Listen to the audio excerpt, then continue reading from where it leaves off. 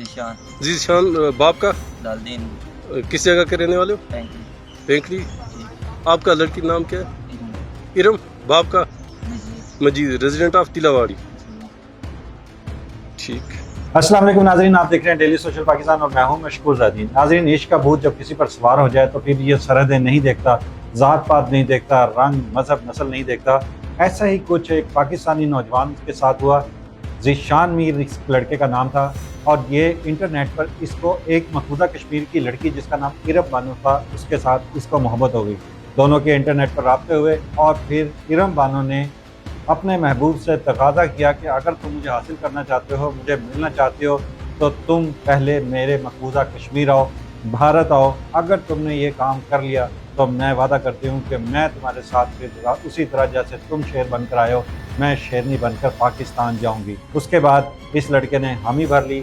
اس نے دعویٰ کر لیا، اپنے چند دوستوں کو بھی بتایا کہ میں ایسا کام کرنے جا رہا ہوں کہ میڈیا پہ تم میرا تذکرہ سنو گے. بہرحال دوستوں نے سمجھا کہ یہ شاید مذاق کر رہا ہے اور اس کے بعد پھر ایسا ہوا کہ یہ لڑکا غائب ہو گیا. 2 سے 3 روز اس کا بالکل پتہ نہ لگا.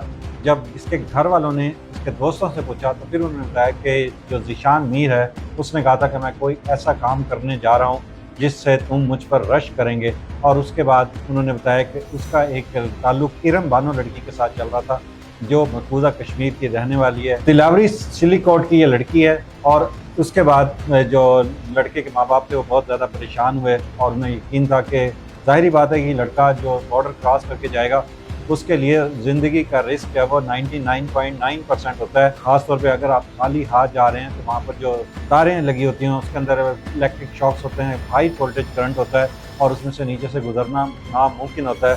مگر اس لڑکے نے لازمی بات ہے کہ بہت زیادہ پریکٹس کی، ریکی کی، یہ دیکھا کہ کہاں سے جو ہے وہ لوپ ہول ہے اور کہاں سے یہ جا سکتا ہے. بہرحال یہ کسی نہ کسی طرح زندہ بھارت کے مقبوضہ کشمیر پہنچنے میں کامیاب ہو گیا.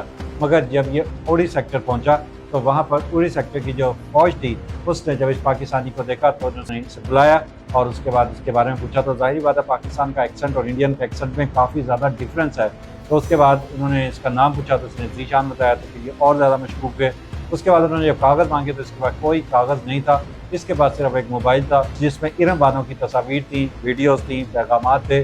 اس کو دیکھ کر بھارتیوں کو بھی اس کے اوپر کچھ رحم آیا، کچھ ان کو بھی ترس آیا اور انہوں نے اس کو شوٹ کرنے کی بجائے اریسٹ کر لیا. اس وقت یہ لڑکا بھارت کی قید میں ہے، بھارت کی جیل میں ہے.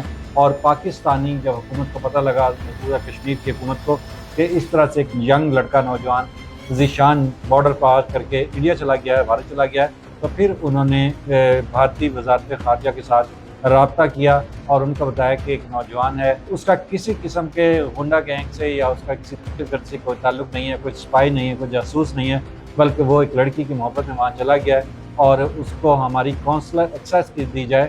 اور اگر اس کو کونسلر ایکسیس مل جاتی ہے تو یہ دنیا کا خوش نصیب ترین پاکستانی ہوگا، کیونکہ اس سے پہلے جتنے بھی پاکستانی وہاں گئے ہیں وہ کبھی یا تو زندہ واپس نہیں ہیں اور اگر واپس آئے تو ان کی حالت اتنی بری تھی کہ یا تو وہ اپنی یادداشت کھو چکے تھے، اپنا ذہنی توازن کا ختم ہو چکا تھا، یا وہ فزیکلی اتنے زیادہ ویک ہوتے تھے کہ ان کی حالت جو ہے وہ چلنے پھرنے کی کہ وہ قابل نہیں ہوتے تھے اور اکثر کی ان میں سے پاکستان آ کر ڈیتھ ہو جاتی تھی. ہماری دعا ہے کہ اللہ تعالیٰ اس جوشیلے نوجوان کو جو عشق میں تمام سرحدیں پار کر گیا تھا، اللہ کرے کہ بھارتیوں کو اس کے اوپر رحم آئے اور یہ باحفاظت پارا پاکستان پہنچ جائے. اور ہماری نوجوانوں سے، لڑکوں سے، لڑکیوں سے التماس ہے، ہاتھ باندھ کر التماس ہے کہ خدارا ایسا کام نہ کریں، بھارت کو جانے کا رسک کبھی نہ لیں، کیونکہ بھارت کے اور پاکستان کے جو اس وقت حالات ہیں ہم لوگ ایک دوسرے کے جانی دشمن ہیں. اور اگر آپ ایون کے لیگل طریقے سے بھی جاتے ہیں تب بھی آپ کی لائف جو ہے وہ بھارت میں ایٹ سٹیک ہے. اس لیے کبھی اسی طرح کا کوئی ایکسپیریمنٹ نہ کریں، کوئی ایکسپیڈیشن نہ کریں، کہیں ایسا نہ ہو کہ آپ کے جانے کے بعد آپ کے گھر والے آپ کو یا تلاش کرتے رہیں یا آپ کی خاطر روتے رہیں.